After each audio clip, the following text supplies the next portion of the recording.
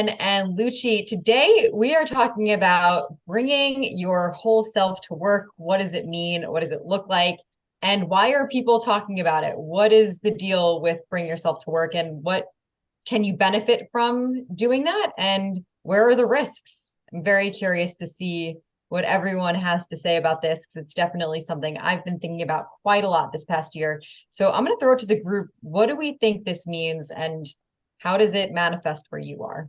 I mean, I think I'll start by asking a question, or maybe to like explore the hypothesis, and maybe we can talk about like how it works. But like, I think the hypothesis is if we turn up in a more authentic manner, we're likely to be more comfortable, we're likely to be more productive, we're likely to be more honest and transparent with our peers and our teammates, and ultimately we'll end up more fulfilled. Our work will be better, and the business and the company will be better.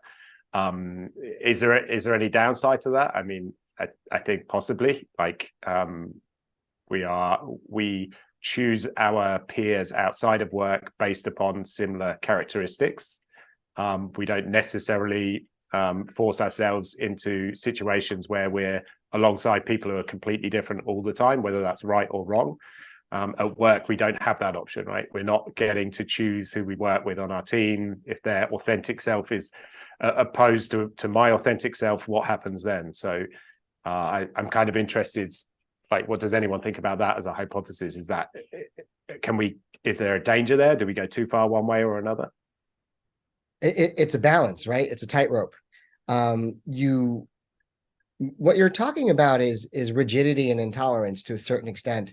And I guess we're left with two choices. So we're left with, I can either completely sanitize myself and therefore remove all risk of offending anybody, and we can all just be, kind of like dressed the same and speak the same in our corporate speak, or we could let a little bit of our colors shine, with the knowledge that there's going to be some colors clashing, and with an idea that, well, maybe that's okay. Maybe in this context, I don't have to have everything my way, unless you work at Burger King. Leaders play a very important role in this. I think that the world and humanity has evolved. The way we thought about companies many years ago now are very different. Still, there are some companies that maybe are have these traits of being, okay, you need to follow this rule, and this is the way you have to dress when you come to a company. And I think there's a challenge there for leaders to see what's happening outside. People, I think, as you said, Ben, is such a wonderful summary. I believe that people, when they are authentic, they can fulfill and they can excel, and everything aligns, like in a flow, and it's beneficial for everyone in the system. And the leaders, in my opinion, need to change that mindset and to challenge those rules or culture traits that are very like in stone, and that maybe we need to break them, because we need to hear what people want to be and to how they want to show up, and maybe they need to break those chains and see how can we restart.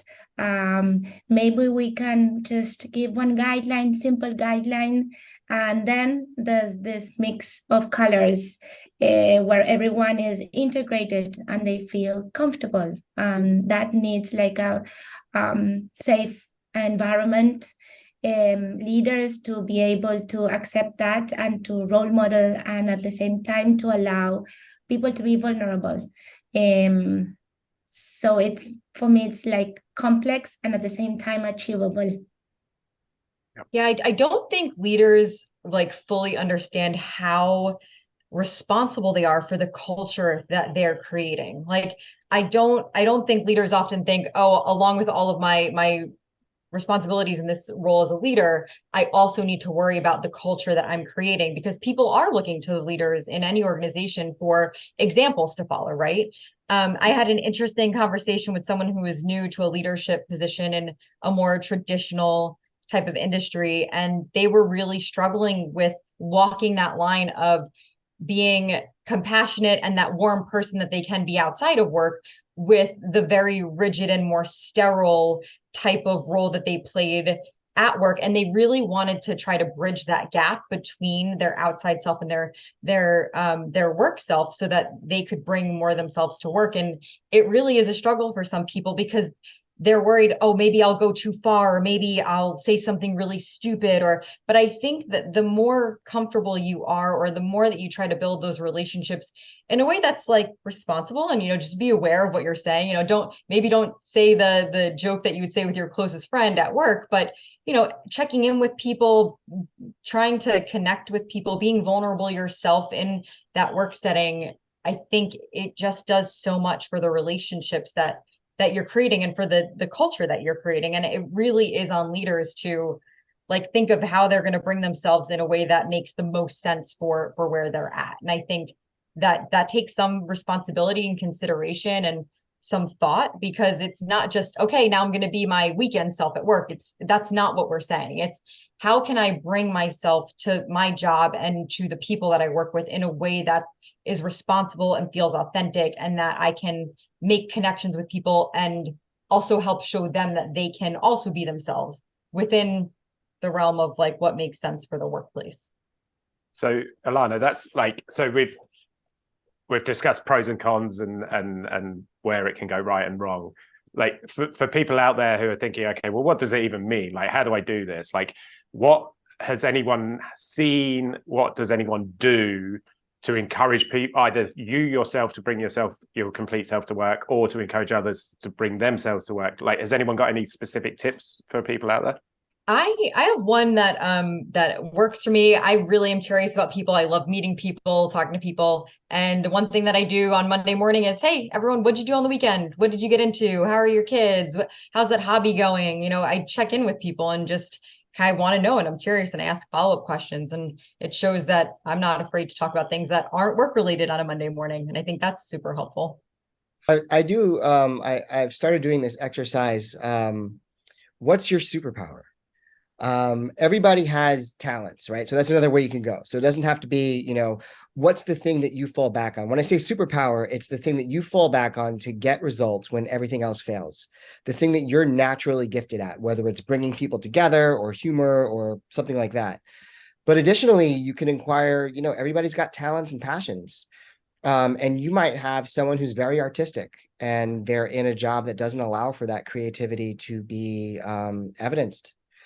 So finding out what lights people up and finding ways for them to not only bring that into the workplace, but perhaps to even express that through their work could be another way. Any other specific kind of actionable tips for anyone? I think one that I've seen, it's not necessarily actionable, but I wonder what huge differences it would have is around dress code. Like, I feel like having to wear a certain uniform really cuts out my authentic self in some instances. And I've worked places where there isn't any of that, and actually I've seen a lot more people bringing the more of themselves to work. I mean, I know it's not necessarily actionable, but maybe like petition for a Friday dress down and allow people to express their personalities a bit more through their clothes. And a very simple thing, maybe it's too conventional, but to run a survey. Maybe you can, through a survey, you can ask like different questions to see, to sense where are your people, what do they like, what they don't like, with very simple questions. And maybe that's like the start, then you can, okay, let's work on this from the organizational point of view, right? Lucci, Ben, thank you so much. I love this topic. This is great. Love the thoughts. We would love to know what you think in the comments below. How do you bring yourself to work? What are some challenges that you've faced? We would love to hear from you, and subscribe to our channel for more videos. See you next time.